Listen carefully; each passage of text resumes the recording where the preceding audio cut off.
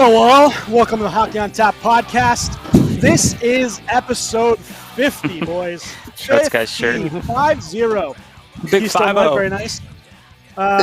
Of course, titled Rangers Hate Week Failed, which we will talk to Shorts Guy after the intro. I am your host, Bill Dean, and I'm here, of course, with my three co-hosts, Little Steve, Schwim, and Shorts Guy. We're brought to you by Primetime Radio, courtesy of Sam Wu. You can find us on Twitter, Instagram, Facebook, YouTube, Apple and Google Podcasts, Spotify, iHeartRadio, wherever you can find podcasts. Please leave us a 5-star review if you'd be so kind. Boys, what's your celebration beer? I went to Old Reliable Dogfish Head for celebration of episode 50. My favorite brewery. This is their brand new beer to drink music to, which I love this line and every beer that they've produced for the beer to drink music to. I know it sounds weird, but that's exactly what it's called. Beer to drink music to. This is actually a hazy IPA brewed with peaches and Mayan sun salt. Ooh. And the can is pretty cool. Okay. I like the orange and black. Looks good. That is cool. Delicious. I think. I haven't opened it yet. Let's go to Schwimmer. You fart? Did I? I might have. Shorts guy for you, buddy. Woo! Good old Croge. Yeah. Cape May, deliciousness. Did you have that in the fridge or just come back out? No, it was in the fridge. That's been in got there two for of them. years. And it still tastes Years, delicious. Shorts guy. I don't know about Awesome. years. It's been there for years. Maybe. Is there a Years. date on it? Is there a date on it? There should be. I don't know. Anyway, I think you actually got me these, so maybe Yeah, that's it's been- I It's probably. been a 'Cause long I don't know time. if they. I Very don't know if long they do time. those talk. You might want to hang on that can. I don't know if they do those It cans still tastes anymore. delicious. Mm. Woo! Not like that bad. 61 you had. the Oh other my day. god, that 61 I had the other day was awful. It was so old and terrible. Anyway, go ahead, Shorts guy. You up. I hope it's a All right. Keystone Delicious Light. I Heineken, do by the too. way. It is not Keystone Light, unfortunately, but Nope. I Nope, will. welcome. I will bring Keystone Light to the lake house this summer. Nice. I am also going with an old reliable Nice. Cape May IPA.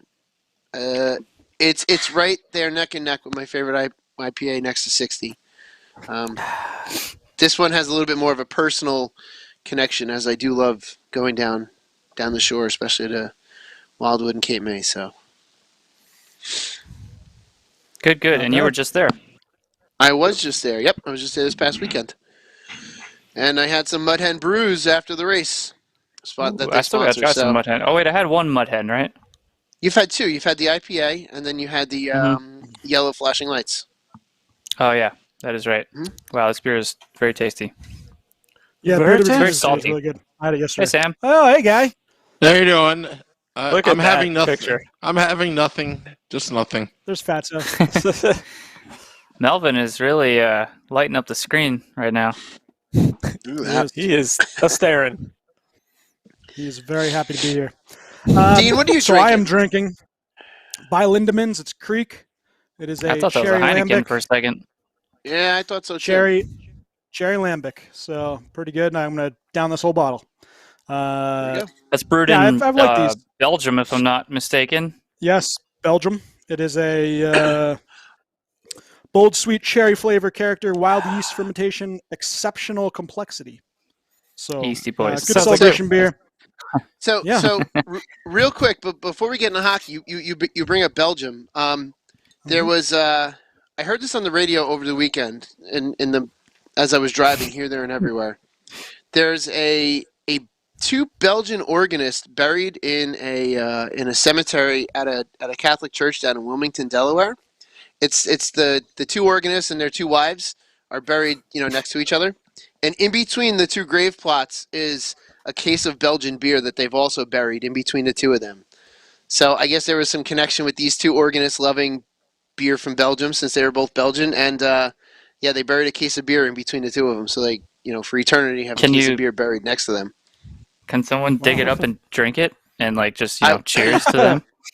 I would assume you I'm sure it's probably aged could. very well. Because I'm that's sure it's actually aged a very good way. well. A good way to that's a good way to age beer. Well, beers that can be aged at least. To Yeah. dig a hole, let it sit there. That's actually dead on body? the Dogfish Hit. I probably don't have it. Didn't they say that for the 120? No, for Or the Which the one? old To school bury it. barley wine. The old school barley wine used to say right on the bottle to go out back, dig a hole, put the bottle in there, and dig it up a year later. The bottle is lost in my collection of bottles. I thought that was anyway. Since you mentioned Belgium, I thought that was an interesting fact. That's very cool. One day, maybe in the off season, we'll do the beer one, and we'll talk about the Chicha and some other cool beers that. Chicha. Yeah, different that's a good one. Different complexities and levels of weirdness. Chicha absolutely grossed out my mom because I bought the DVD set when Dogfish Head had that Discovery Channel series. I bought the DVD set and watched them, and there were 6 episodes, and I was watching it when I was living at home, and Mom was like, "Wait, how are they making that?" And I explained it, and she's like, "Ew." I'm like, all right, so we'll do it quickly. So Chicha is Steve, it's a Peruvian beer, correct me if I'm wrong. It's Peruvian beer where these, the Peruvian people will chew on corn and spit into a bucket, and the enzymes in their saliva will break down the corn, and they use that to brew a certain type of beer. And they brew it to, they make it into a certain kind of beer. The enzymes in the corn come out when it's mixed with the saliva. So it's a very cool process.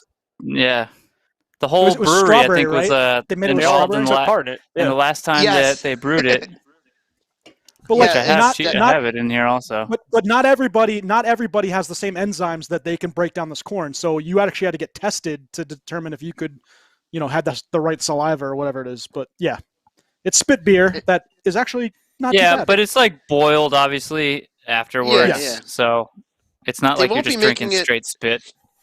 That's definitely a pre-COVID beer. That'll probably take a couple years before we do that again. I don't think they're doing that again. That's not a COVID, at least on the large scale. And Steven, isn't it correct? They'll put a flag outside wherever the locations that have it in Peru, or they'll have some kind of marker. No, it's extremely difficult to find in Peru. You have to go into Short guy's right. certain villages. They would have some kind of a red or something. Yeah, flag it was a flag. Yeah, red or yellow is what I thought I saw. But did you ever have any in Peru, Steve? I'm assuming you did, but no. I don't know. No, I didn't. It's actually very difficult to find. Well, I mean, we were mostly in Lima. Not that we didn't really have we were there. I was usually visiting family or sightseeing, so there's not a lot of time to go searching for it. Yeah, or watching pork. But at your major reputable restaurants and stuff that we went to, or wherever we decided to eat, they don't just have it there. So you have to, it's go to and find the villages. I guess word of mouth, you can figure out where to go. But I have never tried it in Peru. I would certainly try it in Peru, but we're always on such a time constraint when we're there. So maybe next time. Okay. Sounds like a goal to me. Yeah. All right, boys. So let's get to what's on tap for today's episode. Here's our weekly snapshot. Here it comes. Yep. So last week we had a bet between Shorts Guy and myself who would have the better series for Rangers Devils. And Shorts Guy, I know it was a very close competitive series. What were your thoughts on the series finale? Yeah. Are they done? Sarcasm there. That was the last one, wasn't it? I think it was. Rangers won all 4 games, including 2 shutouts, which were Shesterkin's first 2 of the season, and they had a combined score of 18-6 in the 4 games. No, I'm talking about 8. Did they play all 8 games? Yeah, that's no, just the 4. They're done. No, they're done. They're done playing each other. It just the Devils are a mess. Obviously, they haven't done, let's see, since the trade deadline, it's 1 win against Buffalo. And then that atrocious 4-game set against the Rangers. It's disheartening. It really is. It sucks. Fortunately, I was so insanely busy that I wasn't able to catch most of it because there really wasn't much to catch. I was getting a lot of updates on my phone. It was kind of like, or my watch, I'm looking like, oh great, we're losing. Oh shit, we're losing again. Yeah, it's usually a couple goals quick. It was all quick, and to be shut out 2 games in a row, blows.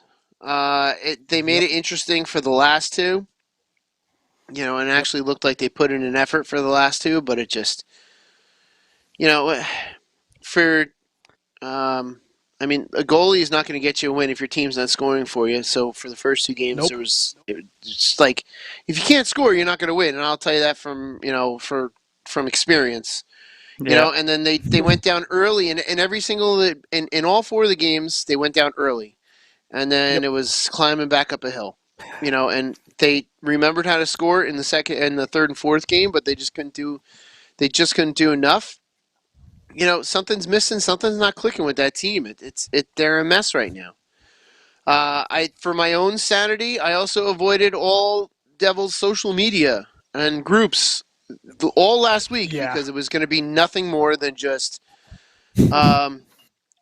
awfulness. And a really good friend of mine, a listener, a fan of the show, Matt Banky, a really good friend of mine, he shot me a text when he sent it to me yesterday. But he basically he wasn't trying to rub it in, but he's just saying that he felt bad for us. Oh no, he didn't feel bad for them, but he felt bad for like me as a fan. He said we suck right now. All I could respond was, "Dude, they blow," and that's just it. They blow right now. It's I don't know how else to explain it. There's something's not clicking. Something's not working. They're not scoring. And I think I've said this before here on the Let's Go Devils podcast or both. As the goalie, if your team's not scoring, you have to put in extra effort, and then you kind of get a little jittery in a sense to where you feel like you need to have a perfect game every game, and then you wind up getting into your head a little bit that way too. So it's just an all-around mess. Like defensively, it's not good. Offensively, it's not good. Even goaltending. The goaltending. The defense is bad. Straight up. The whole team's bad. Bad.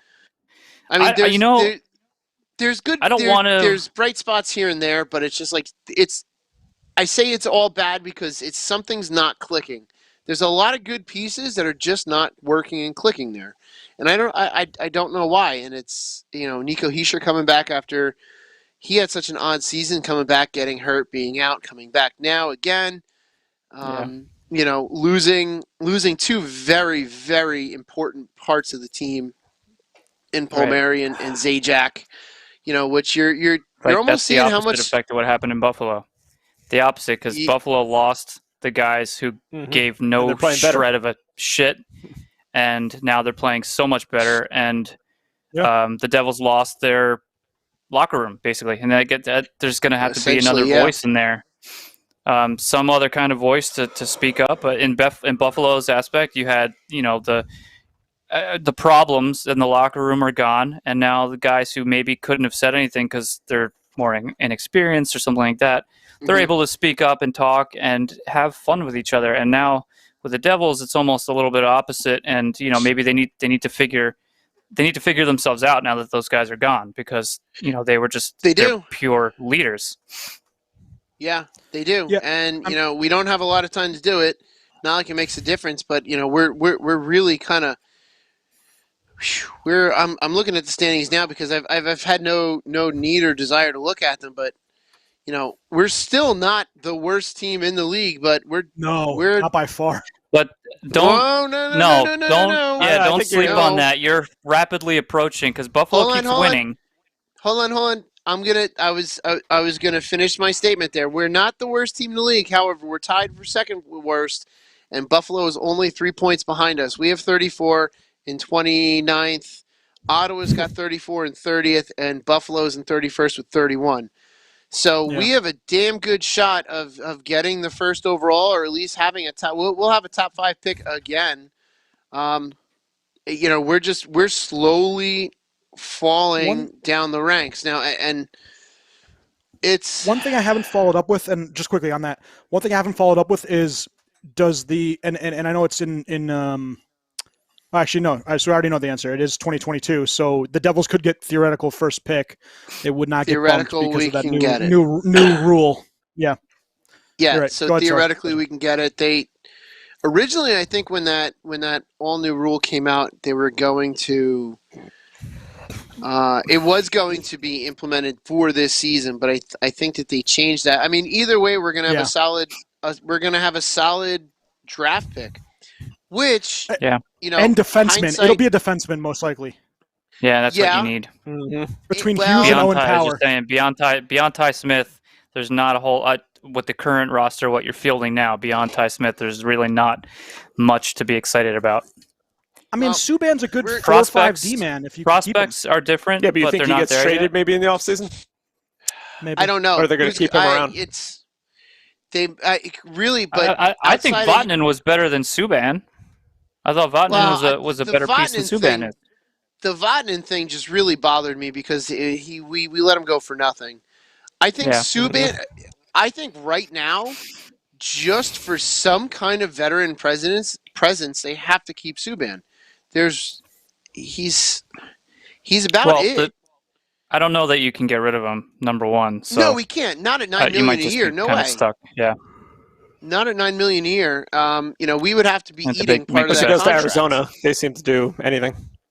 Well, yeah, but I doubt he's going to want to go to Arizona. Mm-hmm. Does he have a full no movement clause or trade clause? That's a good question. I don't know, and I don't have my laptop to look.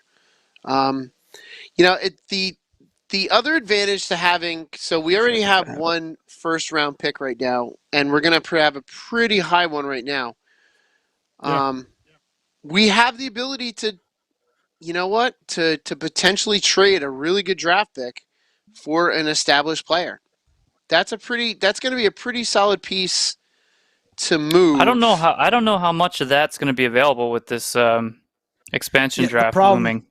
Yeah. And we'll talk about that. And that is a problem. But, that potential's there on draft day to move that pick, or at least to move up and potentially get a player in return, and then get a You might be able to get a player that a team doesn't want to protect. We could, yeah. Yeah. We absolutely could. So I think that the Devils. What's forcing them to protect them would be a no movement clause or no trade clause. So that still might be. Yeah. That still might not be good, but you never know. I think this offseason is going to be crazy with the expansion draft and stuff. But yeah, I think you're right. The Devils could potentially, and they should, be looking out for to maybe move some of these. Now that you're stockpiling these prospects, you can use these picks because you guys need before players. I mean, hopefully, you cross your fingers. You need somebody to play with Jack Hughes. Because Jack Hughes is definitely your brightest spot of this season so far, and how he's progressed since last season. But if he goes through this entry-level contract with nothing and no one in sight, no movement, you don't want to. He can't leave your guys' organization. You're going to be in trouble. We're screwed. If he leaves, we're screwed. So they have to. They have to start making movement to start bringing in players and to start pushing this in the right direction. I mean, already right now, the end of this season is going to be nothing more than just tryout games. And we're going to start seeing, like, Nolan Foote came up. I think it was the last game against the Rangers. Yeah, he had an assist. We're going to start seeing, we're going to see Holtz come up. Hoychuk is going to come up. Like, we're going to start seeing some of these guys that we've been stockpiling, and this is going to be their chance to come in and impress. Which Holtz going to play this season? Well, last few games? He's apparently already in New Jersey, so he's already in his COVID protocol. He's got that contract signed, so I think as soon as he can skate, he'll be thrown into the. I don't even want to call them the Binghamton Devils because they announced that we're not going to be in Binghamton anymore. That we're moving to Utica again. Oh boy! Yep. It's a Utica. Bring expression. back the steamed hams. Steamed. And Subban does not have a movement clause. Does not have he does. no He does movement not. clause? I just saw it. I just saw he does have. I'm on Cap Friendly. Cap Friendly says he doesn't. How much? Sport Track. Matt Banky's wondering how much cap space the Devils have. They have the most out of any team. We have the most. Yeah. We have unlimited. So we have the opportunity to sign. The only you need a UFA who's chasing money. Right? Money. What? Because no one wants to sign with New Jersey. $62 million in cap space. Is that true? I don't know. Yeah, it's insane, but no one's going to want. Like, we're going to have to actually bring on contracts probably to hit the floor Well, at some point it's been this a summer. problem. It's been a problem with the Devils for how many years now, Shorts Guy, where you guys just aren't signing the big names. The only big We names that haven't. you've been getting have been traded there. So Schwim, Yeah, no one. Schwim, So I'm looking at the- you're not seeing these big acquisitions. These contracts of established players since, geez, I mean, 2010, 2011, maybe. When you guys got Volchenkov and who else that offseason? Well, obviously besides Kovalchuk, right? But It's been a very long time, but that was also 2012 was the last time that we were legitimately competitive. Like we got lucky a couple seasons ago to make the playoffs, but we haven't been competitive since 2012. It's been a downward spiral. Right. And no one, unless they're chasing money, is going to want to come here without seeing some progress. They're going to have to sell. They're going to have to do something and essentially either trick or sell two guys. That's a great point. Two players into coming here just to get someone to sign.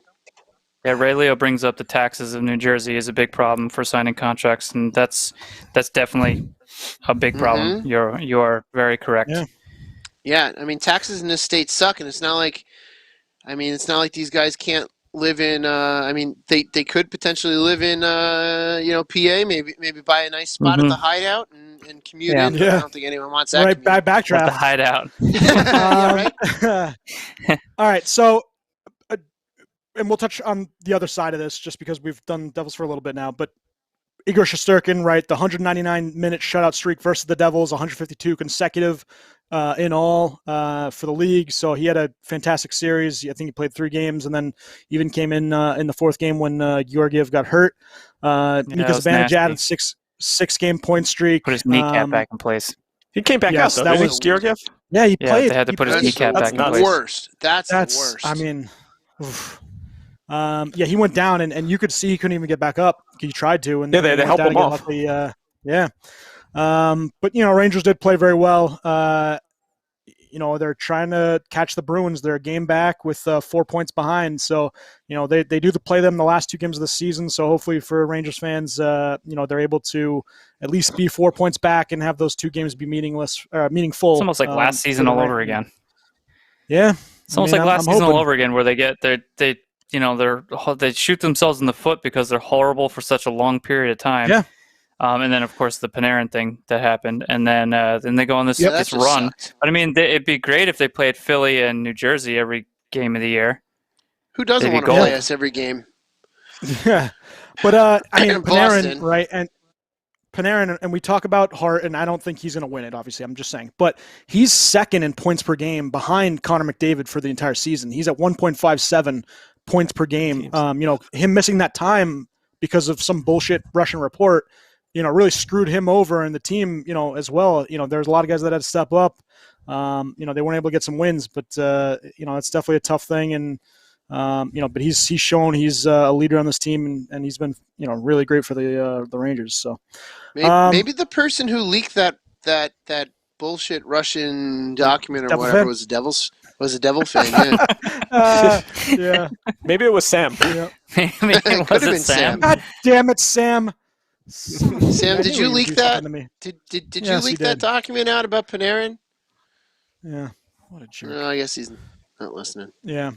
All right, so some trade deadline recap, and we'll get back to some other things. So apparently Hall wanted to be a Bruin, Taylor Hall, that is, and he used his no-movement clause to basically reject a couple of better offers for the Sabres. Vegas apparently had a deal in place, and St. Louis was also close, and they both offered first-round picks. So, he, I guess, wanted to be a Bruin, and he flexed the muscle, and that's why he had the hammer. Their take-back wasn't as good as they wanted.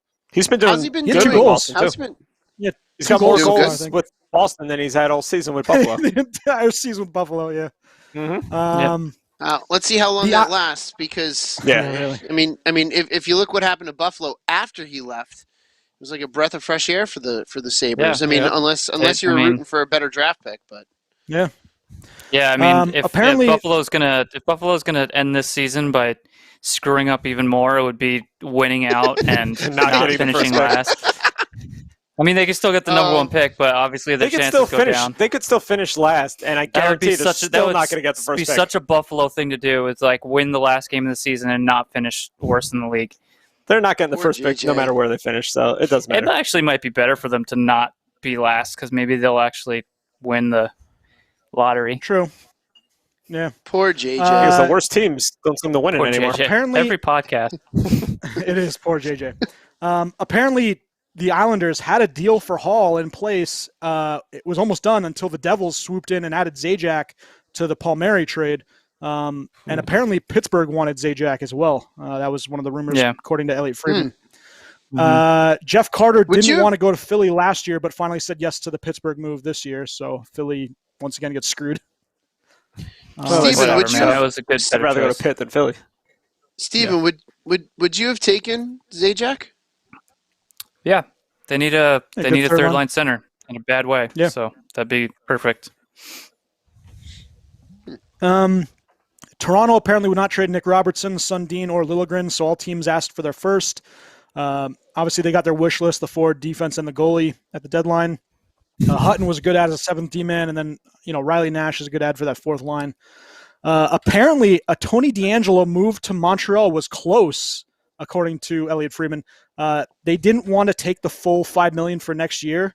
They wanted the Rangers to eat the money or basically buy him out, and Tony DeAngelo basically thinks that there could be more opportunities this summer. So I guess there's a market for this guy.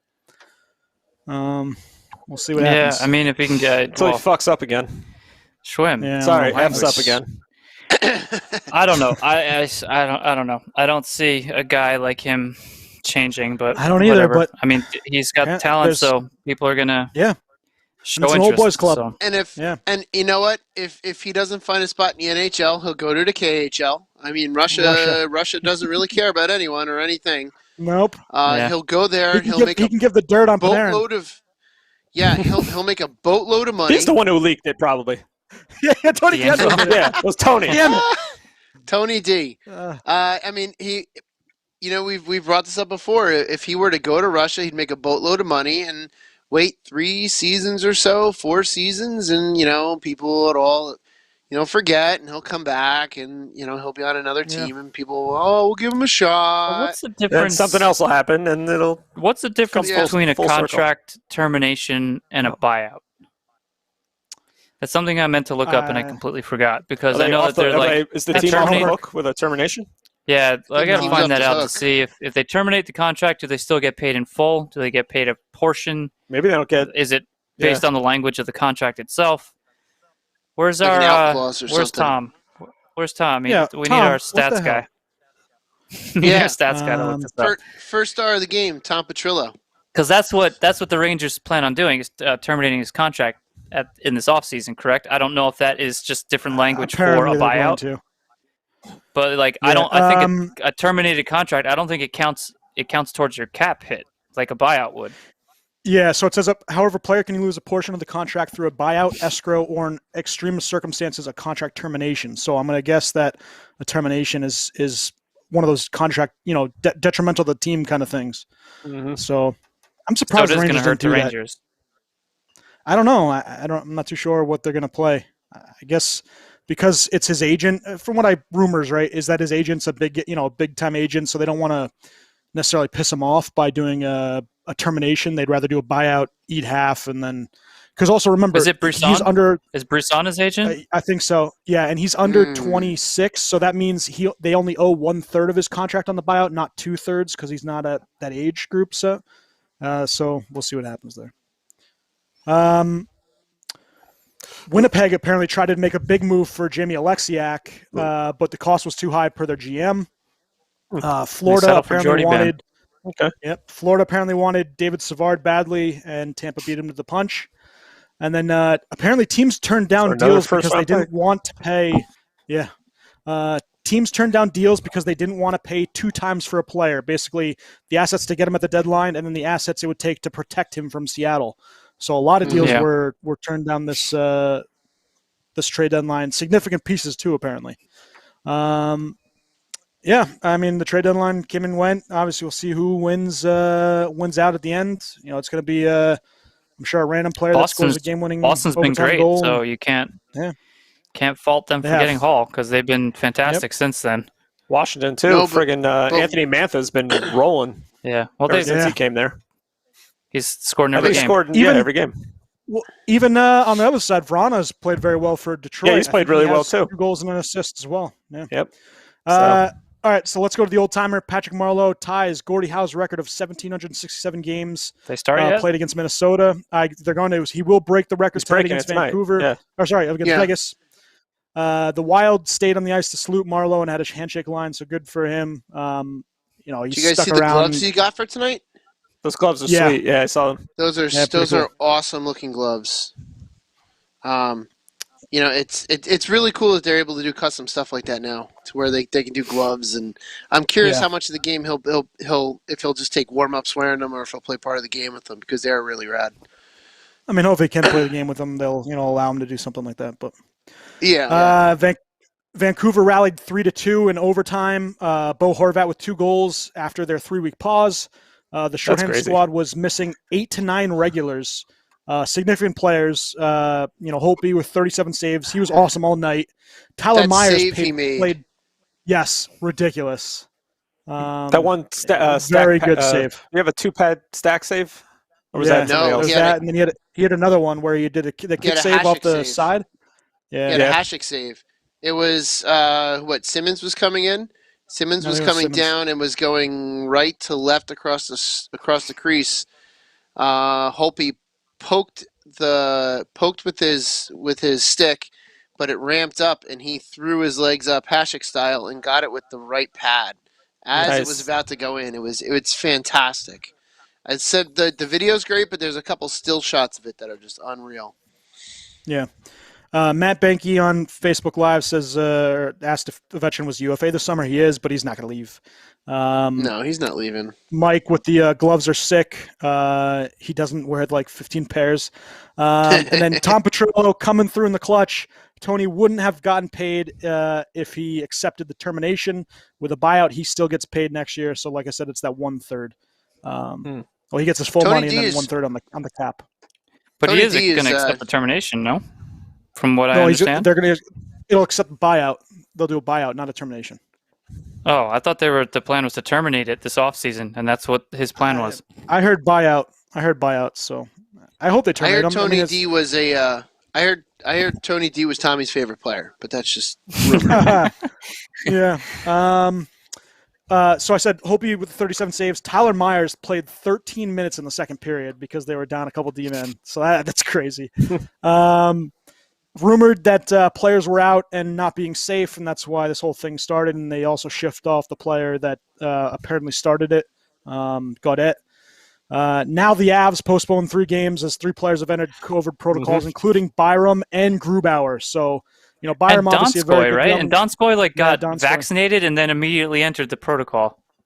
Yeah, but so Bowen Byram, he's another young, good defenseman for this team. He's going to be fantastic for them eventually. Him and Kel McCarr will probably be a pair. But Grubauer, I mean, you talk about a hit. If he has any sort of, lingering effects from this, if he does have it, that's if he does have it. He's in the protocol. Who knows if he actually has it? But if he actually got it and he feels the effects, I mean, that's a big hit to a team that really does have those. It's the Devin Dubnyk show in the playoffs. Yeah. That'd be, it's not good. Something. See, that's. I still think that a big part of what derailed the Devils this season was that COVID break, and Mac Black especially. Mac Black had it longer than anyone on the team. We don't know the severity which he had it, and we don't know the severity which the entire team had it. So it's like I'm really going to be curious to see what happens with Vancouver coming back with their losses like they had as far as missed games and the debacle that's going to be finishing their season, but. I am still dead set in the belief that COVID pause completely derailed the Devils season. Yeah. I mean, you can look at it. Buffalo was playing actually somewhat decent, not good. They were playing decent, and then they got hit with it. And Ristolainen said it was terrible for him. They said that, players for Vancouver won IVs. And then, I'll go as far as to say I think Zibanejad, he had it actually during training camp, and I think that slowed him down to start the year. And I think that's kind of why he started off wasn't awful. so great. Now he's been rolling. Yeah. So I mean, who knows if that was something? But, this cat. All right, so This guy. for something really good, I don't know if you guys saw it, NHL, Arizona Coyotes, they did something right as an organization. They inducted Leighton Accardo into their Ring of Honor. The 9-year-old passed from cancer on November 24th. Hey, Tread. She passed from cancer on November 24th and was an inspiration and left a deep imprint on the organization. She played in the This guy. She played for the Arizona Cachinas youth hockey program. She's the first person in NHL history who's not a former player, coach, GM, or broadcaster to be inducted into a team's Ring of Honor. Her name will join Gretzky, Keith Tkachuk, Jeremy Roenick, Teppo Numminen, Dale Hawerchuk, Thomas Steen, Bobby Hull. She signed a 1-day contract with the team in 2019 as part of the Hockey Fights Cancer Initiative. And this is from Javier Gutierrez. She's really left the impact on us, not just as someone who loved hockey, but as someone who really captured the spirit and resiliency and the grit and overcoming adversity in the face of an incredible challenge. Her famous saying was, skate hard, have fun, and that's really what we wanted to continue to do, to really keep her in our memories and as an organization. She had uncommon grit at an early age, falling and crying during one of her first times on the ice, yet refusing to come off, and obviously carried through with her fight with cancer. But, the whole ceremony they had, a great video for her, and then, her parents were in this, they're in the arena as they showed the, 49 up in the rafters. It's a really cool thing. NHL, there's you can kill them on a lot of things, but finally, the Coyotes doing something really good this one right. as well as the NHL. I was going to say the same thing for all the bumbling tomfoolery that Coyotes have done recently. They did this right, and they did right by this girl, and I think it's great, and community outreach like this is fantastic. Especially it's a tragedy when someone so young, has to deal with stuff like this. With the ending it did. So it's, hats off to the Coyotes for it, just for doing right, for doing good. Yeah. And it was, I'll tell you what, it's a story. It's something like this that I think everyone needed. It's a tribute like this that I think, and doing good like this, it's something that people needed to see happen as much, as. Yeah. You just need a feel good. You need a feel good because we're living in a world of shit right now, and you need a feel good story. And I think that's what this was with them doing this. Yeah, I really do encourage everybody that hasn't seen it to go and take a look, watch the video. It really is something very cool to watch, and she meant a lot to a lot of people, especially down in that organization. And you can just see everybody was really hurting for when they lost her, and especially now. I was saying to you guys as a dad, man, it really hits you, and that's the kind of stuff happens. But now a little bit of funny stuff. Could you guys?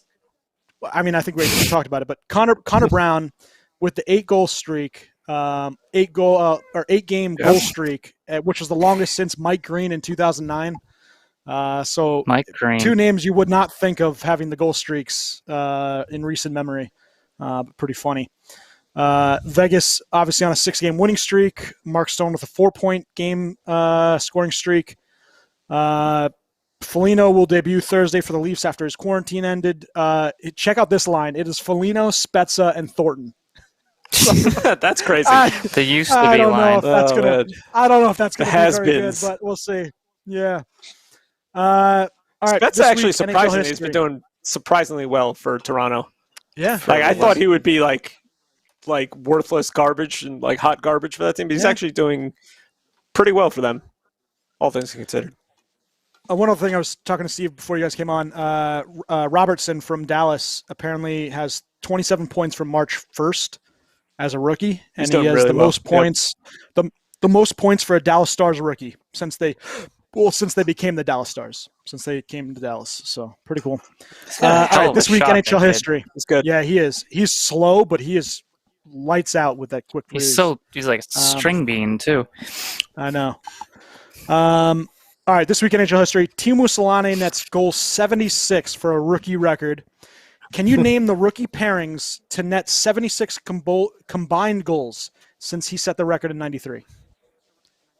So 2 rookies since 1993 each year. Name the 2 sets of rookies that got 76 or more. If that makes Since sense. Solani? Yes. It doesn't really. So 2 rookies There's been 2 rookies who have scored at least 76 goals in the same since season. Solani In did the it? same season that they were rookies. Combined. Yeah, combined. Okay.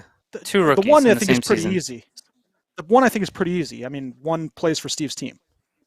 Was it Crosby and Ovechkin? Crosby, Ovechkin. They tallied 96 Oh boy. goals. Oh boy. Here we go. Combined. Can you name the other 2 rookies? We lost Steven Schwim. Yeah. Oh man, just get the cat away. Push him away. No, you don't do that. Devil cat. You obviously, No, I know. you obviously don't own a cat. I You don't just I did push own the a cat away. Hey, That's 2 straight weeks. Well, Push him. Look at the satisfaction in his face. he knows Yeah, I what he know, did. he's so so happy. Steven, Billy Dean is trying to say you just push the cat away. He obviously doesn't Just move own him cats over a right little now. bit. You don't I had know Sophie. because They the come cat back, runs you the just- house. The cat runs the house. Mine does. All right. So who's the other set of rookies? The other set.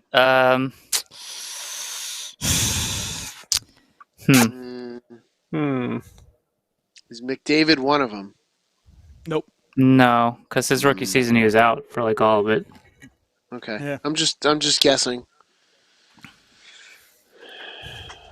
Is it recent? It's fairly recent. Fairly recent. Right. Yep. McKinnon? Nope. No. You're in the right ballpark area. Okay. Matthews? Matthews and Line A. And They had Line A, that's 76 right. goals. They had 76 goals total. So they tied. Tied. Look, I mean, how crazy is that? Only Solani. Yep. Solane with 76 goals by himself. So here's another question. Is that a tougher record to get achieved than Gretzky's 92 in a season? In a regular season or COVID season where you're shooting I mean, against Matt Murray? 76 No, goals. just 76 regular goals for season. anybody in a Anybody season, nowadays, let alone a 4 times a rookie, week. It's going to be tough to beat. Yeah, it's. So I think 76 is equally as mountainous as 90. What 2? 92. Well, I mean, Yeah, I obviously feel it's like they're both 16 more unreachable for anybody, let alone a rookie. Well, And that Anybody. was and we got to I would remember. just think, You said that was 92, right? yeah, for Gretzky. Okay, so and you have to remember too that was right at that transition period, right as goalies were beginning to become much more skilled and much more better, for lack of a better term. Goalies were becoming much better about 2 years from there, about 93, 94, 95 is when you really start seeing goalies kind of dominate, with the Brodeur and the Wah and things like that. If a rookie does somehow break that record again, he has to do that Solani celebration, tossing the glove up in the air and shooting it down. Yeah. That's still one of the best celebrations. Yeah, it's fantastic. I was just saying, the only way I could see that happening is if you had a Panarin type where he played in Russia and is now like 26 coming over to the U.S. and playing in the NHL. Maybe that's where it that happens. would be a little more of an advantage, but there's no one's going to score 76 I goals in a season. I don't see like an 18-year-old. I don't care how old they are coming into the league scoring 77 goals. No. I think if somebody was going to, Ovechkin would have done it. Do you think someone will score 70 in a season anytime soon? I think that could happen. Not a rookie. Or what about 60? Maybe you think it's that hard? 60? I think 60 or 70 could be reached, but definitely not by a rookie. I don't know. I don't think so. I don't think so. There's too much. And back then it was like one line. One line did all the scoring. Every point came from from 3 guys. And now it's like it's spread out from line 1 to line 4. So, you win a game 3-1, maybe the 4th line has 2, second line has 1. So it's like it's not one guy scoring all your goals anymore. So 60 is also very difficult, I think. And right now, I mean, you look at the goal scorers, Ovechkin is aging, so he probably won't reach that. But you have, Matthews and you still have Pasternak, who I'm sure is going to pick it up again next season because he missed a lot of time. But like pure goal scorers like that, that's a huge mountain to climb.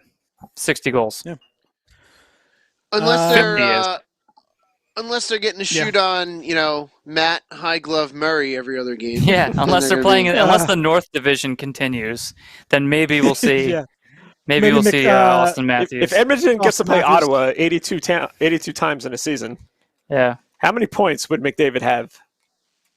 I think he'd have like 150 points easily. McDavid and Draisaitl in 8 games combined for 42 points. Was it? 42, 43? Yeah. In 8 games. It's ridiculous. That's insane. I know. They're so good. I'd say he's earning his money, but I don't know if he is or not. Yeah. He's making his 3 money. Stars. He's making it. 3 stars of the week. The number 3 star, John Carlson, 7 assists in 3 games. He's been doing very well for Washington. Jeez.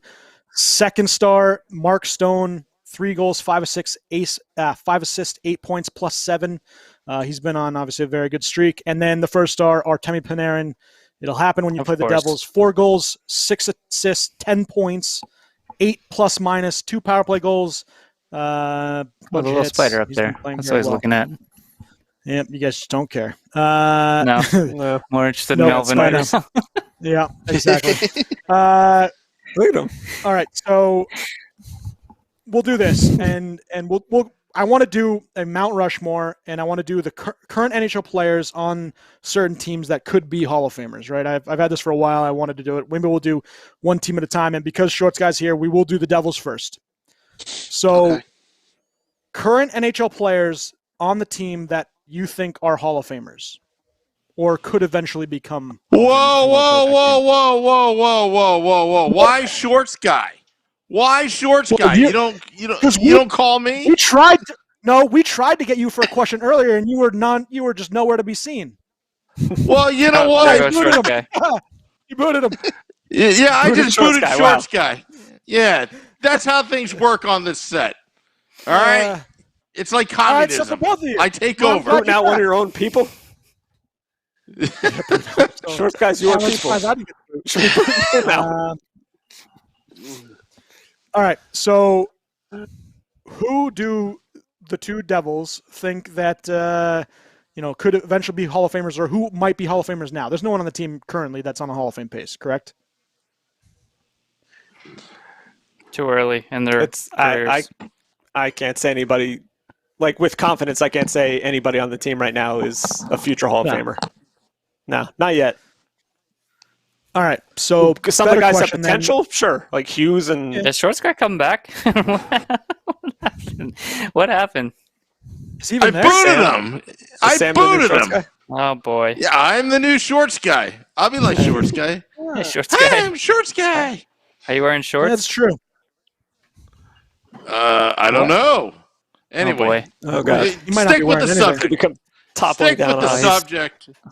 All right, so Sam. All right, Sam and Shorts let's Guy, hear your input. What is your NHL Mount Rushmore for the Devils? 4 names, 4 faces.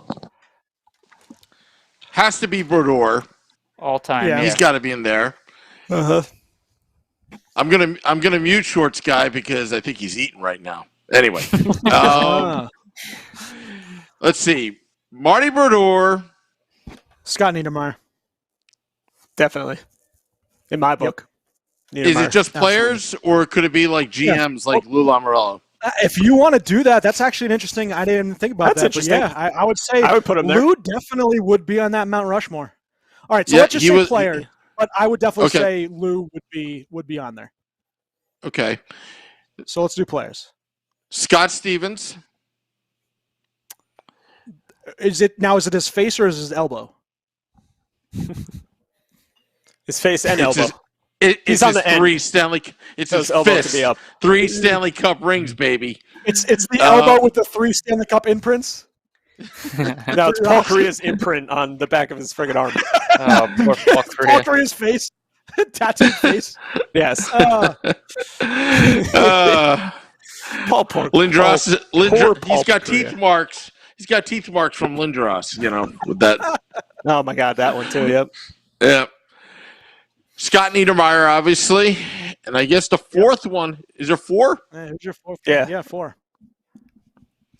Is it Elias? Player? Patty? It has to be. No, Danico. I would say Danico. No, over Elias, Yes. really? I think Danico's 5 and Elias would be 4, in my opinion. I have to go with Danico.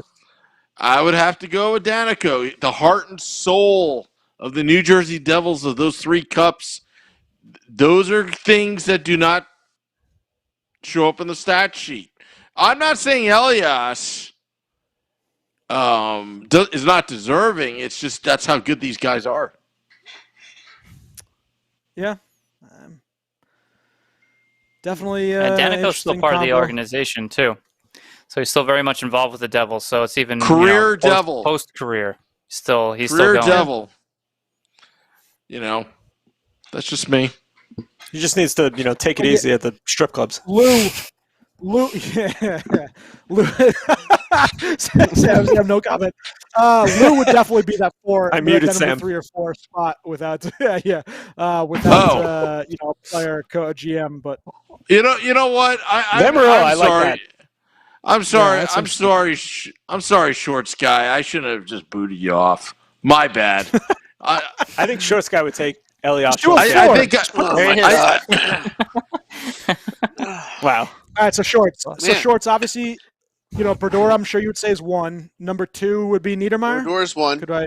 Not 2. I'd say Niedermeyer, Brodeur 1. My 4: Brodeur, Niedermeyer, Stevens, and I'm going to go with Danico as well. Elias did a lot for us. Elias, wow. But much like Sam was saying, you've got. He's a career Devil, still with the Devils. He bleeds the Devils. He just is the Devils. Is Danico? You have to. Would you put Lou Lamoriello over Danico if it was like players and people in the organization, or still Danico? Top 3. I'd put him over. Actually keep Danico and replace Niedermeyer. No, I'd replace Niedermeyer. Yep, Niedermeyer's. I think Niedermeyer's phenomenal. The best player you've had in your organization. I think he's number 1. But I don't care. The Devils fans Stevens captain our 3 Stanley Cup wins, and a lot of the changes happened after Stevens got traded to the Devils. How about a non-Mount Rushmore, like your 4 most hated players that you would just want to see be made into a monument and then destroyed? I like Sam. Sam's. I like that. Let's do that one. That's fantastic. That's great. 4 nice hated players. Sam. Yeah. What's that? 4 hated players in the Devils. Your 4 most Turner hated Stevenson players. would definitely be on my list. I can name Just in general? 20 on the team my team right now. Just in general, or former who's Devils? your 4 most hated Devils of all time? Zach Parise. Wow, that's interesting. First one. Okay. Yeah. Zach Parise all the way. Other Devils that I hate. Can Zach Parise just be there 4 times? Because I don't know if I.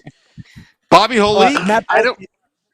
Bobby Holik. No. Gomez. Scott Gomez. No, because I don't hate those guys. They left and they went to the Rangers and it sucked. And as much as I am not with the majority on absolutely hating Kovalchuk, as much as everyone else is, but I cannot stand Zach Parise. It's just that one burned me more than Kovalchuk. Really, the only Devil that I absolutely hate and can't stand is former Devil is Parise. It would just be Parise right. 4 times over. That's not bad. It's I'm still blown away by that taking Niedermeyer off the. That's craziness. Hey, he left. He left. He's the second person I thought of ahead of him. He left for his brother. He left. I know, for his but brother. He's still.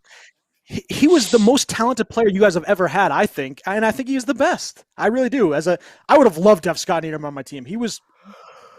I think he's one of the most underrated defensemen of all time. He's that good. No, I don't know if he's underrated. I think he's pretty widely respected. Yeah. No, the Devils fans putting 2 other guys ahead of him. He was underrated when he was on the Devils. As soon as he went to Anaheim, then he got his due. It's just the way it works in New Jersey. The press, they hate us. They always underrate until the player leaves. Yeah. Yeah. I mean, I think that that Niedermeyer Pronger pair might be the best pair I've ever seen together. They were and this is Anaheim. This is no disrespect for Anaheim when they won the cup. This is Al McGinnis and Pronger. I don't know if I agree with that. You don't like Al? I do, but I don't think I agree that it's better than Niedermeyer. I don't think McGinnis is better than Niedermeyer. I mean, obviously, maybe it was Brad Park, Bobby Orr, but that's back when we guys weren't even talking about who we've seen play. No, that Pronger Niedermeyer pair was ridiculous. Yeah, and that's no slight to Niedermeyer because that's he was one of our greatest players of all time. It's just it's the only reason that Stevens gets the edge is because he was our captain through all of that and led us through those and elbowed us to the Stanley Cups. Throwing bows. Whenever you felt like it. I mean, he wouldn't be able to play like that today, whereas Niedermeyer would be as effective, if not more effective, today. So if you were to put those two in the modern game, then Niedermeyer would have a ton more value right now than Scott Stevens.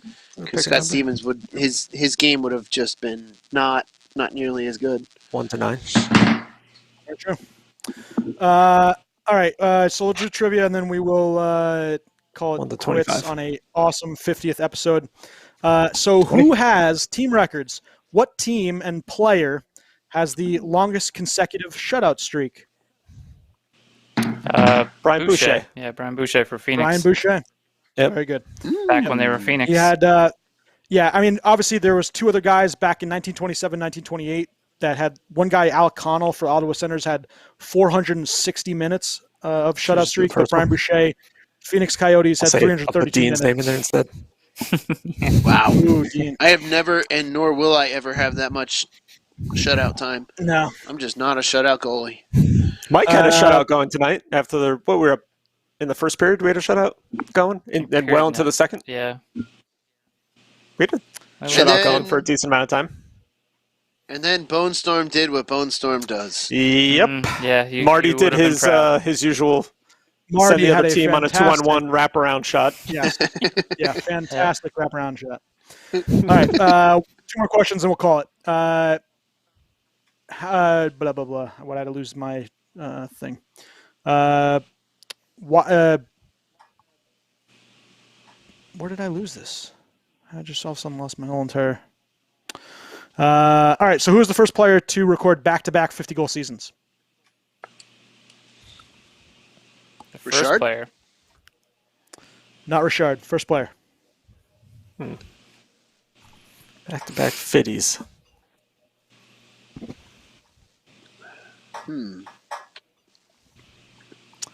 I'm stumped. He's one of the famous father-son duos. Oh, Keith Bobby Hull? Kachuk? Bobby Hull? Bobby Hull. Yep. Bobby.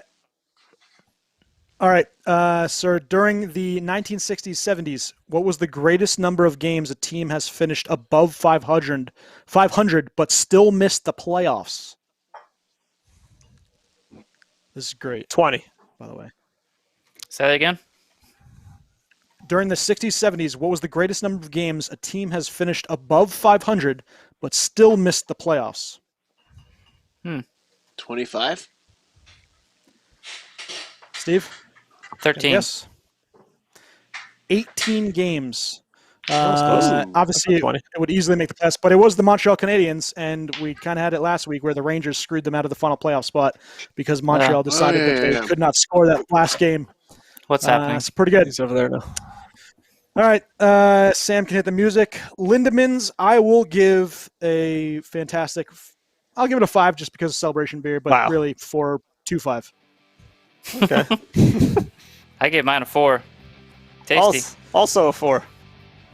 Pureed peaches, tropical hops, and Mayan sun sea salt. I don't know what that means. And but also, it sounds fancy. New Jersey proud. Does salt have a flavor? Or salt just salt?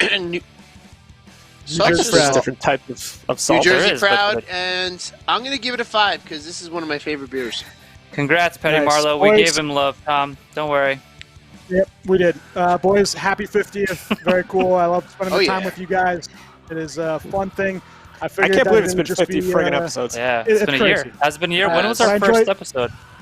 Well, two more episodes would be the year 52, right? And it would be, based on all these episodes, it feels like we just started like last week.